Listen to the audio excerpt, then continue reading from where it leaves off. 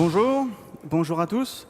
Donc, tout d'abord, je vous remercie du temps que vous avez pris pour cette exposition, ce salon consacré à l'usine extraordinaire, à l'industrie française.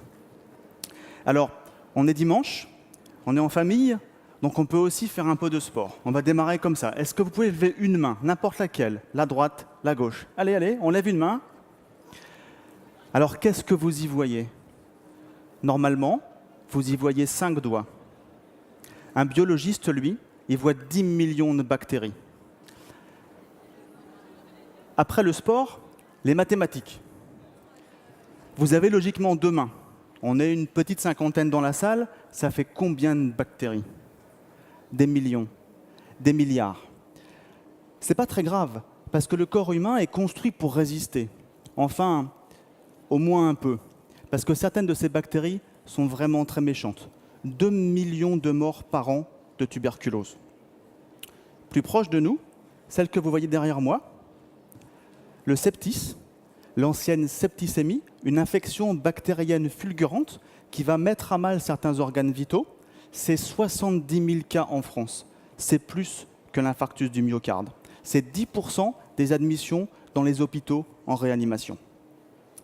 Et plus cette infection va être détectée tôt, plus les chances de survie vont être importantes. Alors notre métier à nous, chez Biomérieux, c'est ça. C'est faire en sorte qu'on puisse poser un diagnostic de manière à ce que les professionnels de santé puissent vous administrer le traitement le plus efficace possible avec des molécules, avec des principes actifs. Et ces bactéries, on les retrouve également dans l'alimentation. Donc on peut travailler également avec les industriels de manière à ce que quand vous alliez dans un laboratoire d'analyse médicale ou quand vous consommez quelque chose à la maison, vous soyez complètement serein. J'ai donc l'immense chance de travailler dans une entreprise qui trouve ses racines au sein d'une tradition pasteurienne. Vous voyez sur cette photo M. Marcel Mérieux, qui travaillait dans l'équipe proche de M. Louis Pasteur, et sur la gauche de l'écran, Alexandre Mérieux, qui est notre actuel président-directeur général. Alors, dans ce long cheminement qui est l'histoire de la médecine, vous allez retrouver plusieurs éléments, plusieurs fers de lance de notre entreprise. D'abord, la microbiologie. Ça, c'est compliqué, mais c'est encore facilement compréhensible. Les bactéries. Donc, M. Marcel Mérieux a inventé, avec Louis Pasteur, une technique qu'on appelle l'in vitro. L'in vitro, c'est quoi? C'est je prends un échantillon dans un patient et je le fais pousser en dehors du corps humain, dans un milieu fertile, de manière à pouvoir identifier les bactéries ou les parasites qui l'ont infecté. Auparavant, on faisait ce qu'on appelle de l'in vivo. Je prends un échantillon dans un patient, on le met dans un autre patient, et puis bizarrement, l'autre patient tombe malade. Donc cette notion d'in vitro a vraiment révolutionné globalement la médecine. Donc la microbiologie, les bactéries, voilà, ça marche comme ça. Et puis après, il y a les virus, ce qu'on appelle chez nous l'immunoessai. Le virus, c'est plus compliqué parce qu'il est dans la cellule. Donc ce qu'on va venir détecter, c'est quoi? C'est l'opposé, c'est l'anticorps. Si vous avez l'anticorps dans le sang, par définition, vous avez le virus. Et enfin, il y a la biologie moléculaire, où là, on a, avec des machines, avec des têtes laser, avec des équipements très puissants, on va venir aller éclater soit le virus, soit la bactérie, pour trouver l'ADN ou le génome de l'agent infectieux. Ça, c'est quand, par exemple, on est sur des niveaux d'urgence extrêmement importants. Donc c'est beaucoup plus rapide que les deux autres techniques, et forcément, c'est sur des domaines très pointus et très particuliers. Donc Biomérieux aujourd'hui, c'est 50 ans d'expertise au sein de la microbiologie et au sein de l'immunoessai. C'est 2,3 milliards de chiffre d'affaires. C'est 10 000 collaborateurs dans le monde, dont plus de 15% qui sont dédiés uniquement à la recherche et au développement. 90% des ventes à l'international, et on livre dans quasiment 150 pays. On a un modèle, un business model, comme Nespresso. On vend des machines, des équipements, et ces machines et ces équipements, dans les laboratoires ou dans les industries, vont venir consommer des réactifs qui vont mettre en place, qui vont démontrer les contaminations bactériennes. 80% de notre chiffre d'affaires est fait sur le monde clinique, les hôpitaux, les laboratoires, et comme je vous l'ai expliqué, 20% est fait dans le monde industriel, où on retrouve des bactéries similaires dans, par exemple, l'alimentation, dans la cosmétique ou dans d'autres secteurs. Une présence internationale qui est extrêmement forte. On est aujourd'hui présent dans les 3 grandes régions qu'on pilote chez nous, l'Europe, le Moyen-Orient, l'Amérique et l'Asie-Pacifique, pour ce chiffre d'affaires de 2,3 milliards d'euros. Alors la supply chain, c'est quelque chose qui peut sembler simple, mais qui, après, une fois qu'on commence à s'y plonger, peut paraître assez vite compliqué. Si je le résume de manière extrêmement macroscopique, c'est avoir le bon produit, l'avoir au bon moment et l'avoir au meilleur coût. Donc vous comprendrez que avoir ces 3 éléments dans un secteur assez classique, l'alimentation, ce qu'on appelle le retail, les produits de grande consommation, c'est déjà difficile.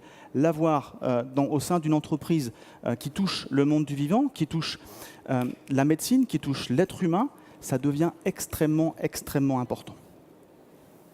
Alors pour faire tout ça, on a, nous, globalement, 14 000 références actives, 14 à 15 000 références actives. Ce qu'il faut que vous sachiez, c'est qu'en France, en gros, les médecins vont pouvoir administrer environ 100 à 120 principes actifs, molécules qui vont soigner.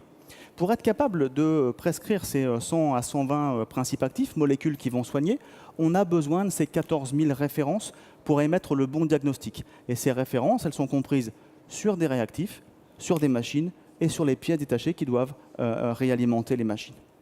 On travaille sur tous les types de flux et de températures, des produits qui sont congelés, des produits qui sont en température dirigée ou des produits qu'on appelle en froid positif, entre 2 et 8 degrés. On a 21 sites de production. Je vous invite à passer sur le Dôme où on a un stand et on vous expliquera notamment notre présence industrielle en France.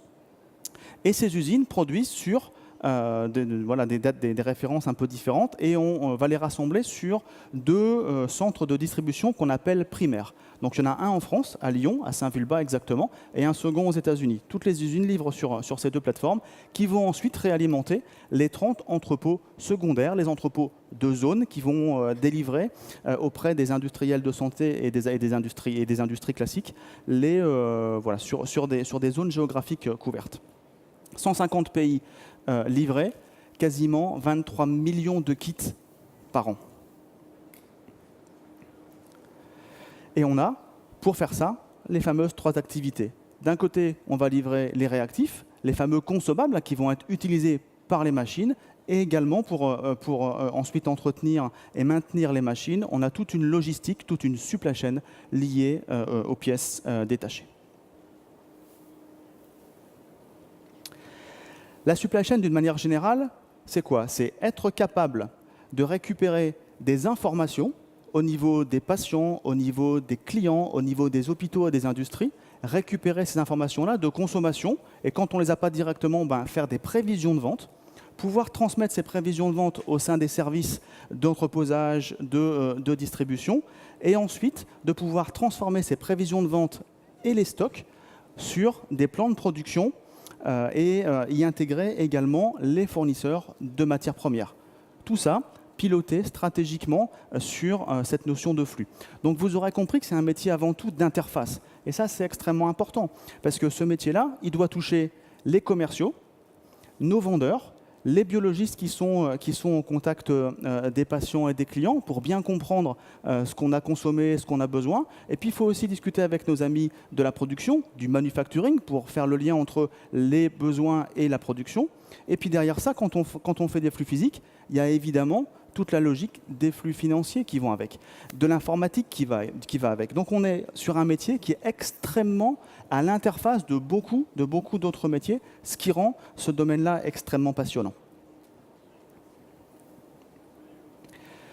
L'être humain, la compétence humaine dans ce secteur-là est quelque chose d'extrêmement clé pour parvenir à un niveau de performance acceptable d'un point de vue du monde de la santé, évidemment.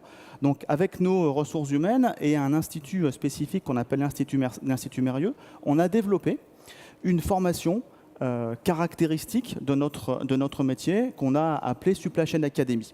Alors, cette formation, elle s'équilibre sur trois grands volets. Le premier, offrir à chacun des collaborateurs de Biomérieux l'occasion de se former à ces métiers-là, de comprendre ces métiers-là, de comprendre en quoi ils s'interfacent avec les leurs. Et donc, on a cette première colonne verte où c'est ouvert à tous et globalement, les gens du marketing, les gens de la recherche et du développement, les biologistes, les commerciaux peuvent avoir un premier niveau de formation au métier de la supply chain. Puis après, on a nos experts. Et là, il faut qu'on arrive à les rendre de plus en plus performants et on a des métiers spécifiques sur l'administration des ventes, sur la planification, sur la logistique, sur l'organisation des transports. Et puis encore une couche au-dessus, on a ce qu'on appelle notre talent pool, c'est comment est-ce qu'on va alimenter et développer de manière continue des jeunes pour prendre de plus en plus de responsabilités. Et donc, par exemple, dans mes équipes aujourd'hui, 5 à 7 personnes systématiquement tous les ans suivent ce cursus du talent pool et à la fin d'année, j'en aurai 5 au mois de décembre de cette année, le 17 décembre. Ils seront tous diplômés d'un MBA de l'École supérieure de Rennes avec laquelle on a monté une formation spécifique. Ces équipes, et au niveau de la supply chain, on a à peu près 400 réparties dans le monde, elles ont été récompensées par la profession. Donc il y a une grande organisation qu'on appelle Logipharma et toute l'équipe a été récompensée en novembre 2017 sur 3 trophées qui sont pour moi quelque chose d'extrêmement valorisant pour l'équipe et pour la profession. On a reçu le trophée du meilleur planning, on a reçu le trophée de la meilleure équipe supply chain et on a reçu le trophée de la meilleure supply chain du monde du pharma 2017. Et ça, c'est le travail au quotidien de l'équipe que j'ai la chance d'animer. J'espère que cette présentation vous a intéressé, vous a résumé de manière un peu macroscopique le monde de la supply chain. Je vous remercie d'y avoir participé et je suis ouvert à toutes les questions si vous en avez.